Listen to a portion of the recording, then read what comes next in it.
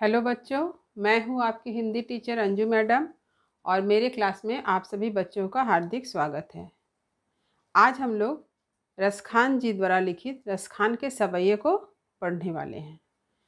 तो सबसे पहले रसखान जी के बारे में जानें कि उनका जीवन परिचय। तो उनका जीवन परिचय इस प्रकार से है। रसखान का पूरा नाम सैयद इब्राहिम था। देखिए, ये काफ़ी इम्पोर्टेंट है। रसखान जी कृष्ण भक्त कवि माने जाते हैं, लेकिन रसखान जी की एक बहुत बड़ी विशेषता है कि वे मुस्लिम थे। मुस्लिम होकर के भी उनके मन में श्री कृष्ण के प्रति अगाध भक्ति थी। उनका जन्म 1548 ईस्वी में हुआ। ये सम्राट अकबर के समकालीन माने जाते हैं। गोसाई विट्ठल दास जी की इनके ऊपर विशेष कृपा रही। रसखान भावुक और सहृदय थे। श्री कृष्ण के अनन्य प्रेम ने इन्हें कवि बना दिया। श्री कृष्ण के बाल और युवा तथा संयोग और वियोग दोनों रूपों का मनमोहक चित्रण उनके काव्य में मिलता है। उनकी समस्त रचनाओं में श्री कृष्ण के प्रति अनन्य भक्ति, ब्रज के प्रति अनुराग के साथ ही साथ सरसता, मधुरता और मनोरमता विद्यमान है। उनकी रचनाएं निम्नलिखित है। सुजान रसखान, प्रेम वाटिका। उनकी काव्य भाषा क्या है? देखिए, उन्होंने सहज, सरल और बोधगम्य ब्रज भाषा का प्रयोग अपने काव्य में किया है। तो यहाँ जो दो प्रश्न प्रमुख रूप से महत्वपूर्ण है कि रसखान जी का वास्तविक नाम क्या था? सैयद इब्राहिम। दूसरा है, उनकी काव्य भाषा क्या थी? तो मधुर ब्रज भाषा। उनकी शैली सरल और परिमार्जित है। उनका काव्य कवित्व और सवैया छंदों में रचित है। वस्तुतः उनका समस्त काव्य रसों की खान, जिसका सर्वप्रमुख गुण माधुर्य है। इनकी मृत्यु 1628 ईस्वी में हुई। तो रसखान जी के नाम से ही उसकी कविता को समझा जा सकता है, उसके सवैया को समझा जा सकता है कि ये कविता जो है रसों की खान है, रस की खान है, यानी मधुरता के गुणों से भरा हुआ है। तो चलिए सबसे पहले रसखान जी का एक सवैया को पढ़ते हैं। इस पाठ से सवैया इस प्रकार है, देखिए। मानुष हों तो वही रसखानी, बसो ब्रज गोकुल गांव के गवारन। जो पशु हो तो कहा बस मेरो, चरो नित नंद की धेनु मंझारन। पाहन हो तो वही गिरी को, जो धरियो कर छत्र पुरंदर कारण। जो खग हो तो बसेरे करो मिली, कालिंदी कुल कदम्ब की डारन। तो देखिए, ये जो कविता है इसके कठिन शब्दों के अर्थ को आप सुने, फिर इसको बाद में आप लिख लें। देखिए, कठिन शब्द के अर्थ क्या है? पहला है मानुष। मानुष का अर्थ होता है मनुष्य। बसों यानी निवास करना। ग्वारन यानी ग्वालों। पशु यानी पशु जानवर। चरो का अर्थ है चरना। नित मने हमेशा। धेनु का अर्थ होता है गाय। मझारन यानी बीच, मध्य। पाहन का अर्थ होता है पत्थर। गिरी का अर्थ है पर्वत, पहाड़। धरियो मने धारण करना। कर मतलब हाथ। छत्र मतलब छाता। पुरंदर इंद्र को कहा गया है। कारण यानी कारण। खग पक्षी। बसेरो यानी बसेरा करना। करो मतलब करूँगा। मिली मतलब मिलकर। कालिंदी कुल यानी जमुना नदी के किनारे। कदम, कदम एक प्रकार का फूल होता है। डारन मने डाली। और इसकी काव्य की भाषा क्या है? ब्रज भाषा है। फिर से एक बार शब्दों के अर्थ को देखिए। मानुष मतलब मनुष्य। बसों यानी निवास करना। ग्वारन मने ग्वालो। पशु का अर्थ होता है पशु जानवर।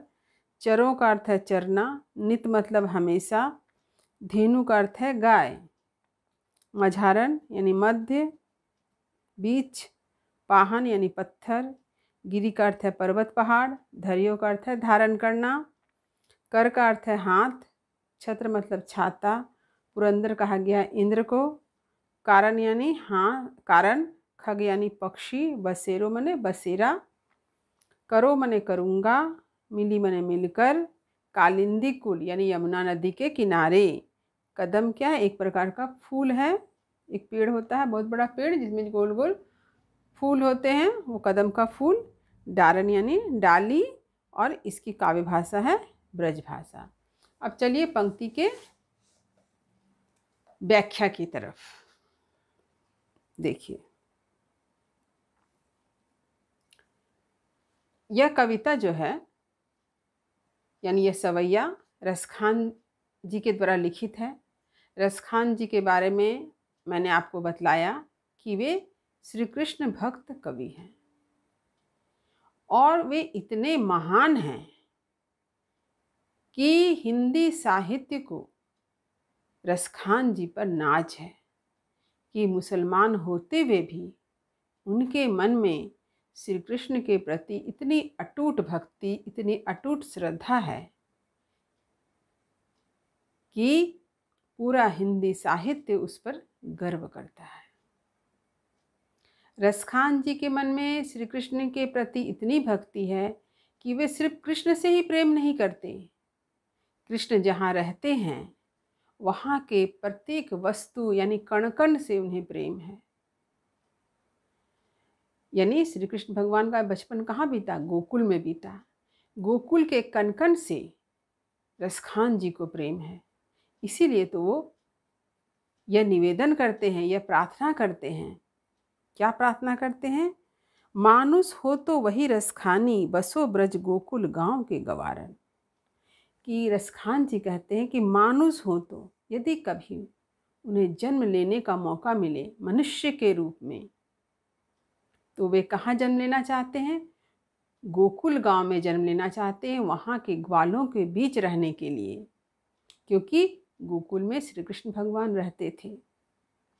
इसलिए मनुष्य के रूप में यदि उन्हें कभी जन्म मिले तो गोकुल में उनका जन्म हो, ताकि वहाँ पर ग्वालों के साथ रह सके जिनके साथ श्री कृष्ण ने अपना समय बिताया था।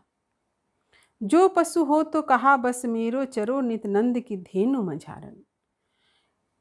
रसखान जी कहते हैं कि यदि ऐसा हो कि मनुष्य के रूप में से जन्म ना मिले, पशु के रूप में जन्म मिले, तो भी वो गोकुल में ही जन्म लेना चाहते हैं, क्योंकि श्री कृष्ण भगवान वहाँ क्या करते थे? नंद बाबा की गायों को चराते थे ना, तो वे पशु बनकर के उन गायों के साथ चरना चाहते हैं। यानी गायों के साथ कैसे चरेंगे? वो गाय बनकर जन्म लेंगे तभी ना। तो पशु के रूप में वे गाय बनकर जन्म लेना चाहते हैं ताकि नंद बाबा की गायों के साथ चर सके। भले ही अब श्री कृष्ण ना हो, लेकिन उनका प्रभाव को महसूस कर सकते हैं। पाहन हो तो वही गिरी को, जो धरियो कर छत्र पुरंदर कारण। यदि उसे मनुष्य के रूप में जन्म ना मिले, पशु के रूप में जन्म ना मिले, पत्थर के रूप में जन्म मिले, तो भी वे यही कामना करते हैं, यही प्रार्थना करते हैं कि अगर पत्थर के रूप में उनका जन्म हो तो उसी पर्वत का पत्थर बने जिस पर्वत को श्री कृष्ण भगवान ने इंद्र के प्रकोप से गोकुल की रक्षा करने के लिए अपने कनिष्ठ अंगुली में उठाया था, छाता के रूप में। तो वह पर्वत कौन सा है? गोवर्धन पर्वत है। पुरंदर का अर्थ क्या है? इंद्र है। यानी इंद्र को सभी भगवान के रूप में मानते थे, लेकिन एक बार जब इंद्र की किसी पूजा नहीं हुई तो इंद्र भगवान प्रकोप हो गए, में पढ़ करके पूरे गोकुल को डुबाने का निश्चय किया और खूब भारी वर्षा हुई।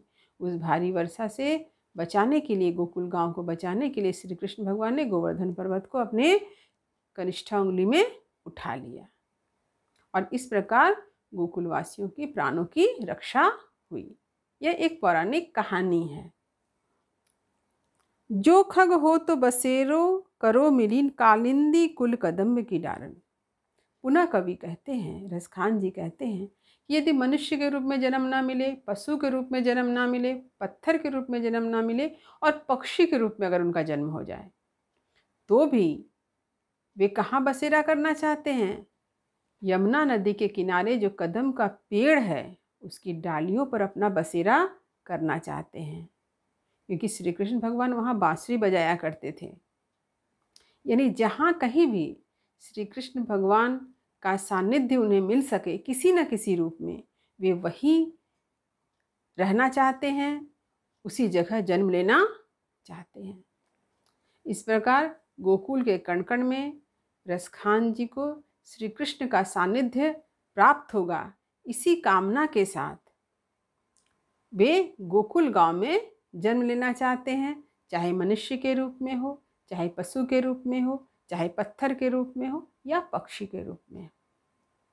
तो इस प्रकार रसखान जी ने अपनी कृष्ण भक्ति भावना की चरम पराकाष्ठा को यहाँ पर अभिव्यक्त किया है, अपनी चरम भक्ति को यहाँ पर अभिव्यक्त किया है, निवेदित किया है। तो प्रस्तुत अंश की भाषा क्या है? काव्य भाषा जो है वह है ब्रज भाषा, और ब्रज भाषा जो होती है वह माधुर्य गुण से संपन्न होती है, संगीतात्मकता है, मनोरमता है, सहजता है, सरलता है। इसलिए रसखान जी के सवैया जो है रस की खान कहलाती है। तो उम्मीद करती हूँ रसखान के सवैये का यह पहला सवैया का अर्थ आपको अच्छी तरह से समझ में आ गया होगा। आप इस वीडियो को खूब ध्यान से सुने, पहले अच्छी तरह से सुन लें, कठिन शब्दों के अर्थ को जान लें और उसके बाद इस अर्थ को, कठिन शब्दों के अर्थ को भी लिखने की चेष्टा अवश्य करें। इस वीडियो को लाइक करें, शेयर करें और जो बच्चे नए हैं वो इस चैनल को सब्सक्राइब अवश्य करें ताकि नए वीडियो का नोटिफिकेशन आपको तुरंत मिल सके। तो रसखान जी के द्वितीय सवैये के साथ आपके से फिर मुलाकात होगी एक नए वीडियो में। तब तक पढ़ते रहिए, जीवन में आगे बढ़ते रहिए। शुभकामनाओं के साथ धन्यवाद।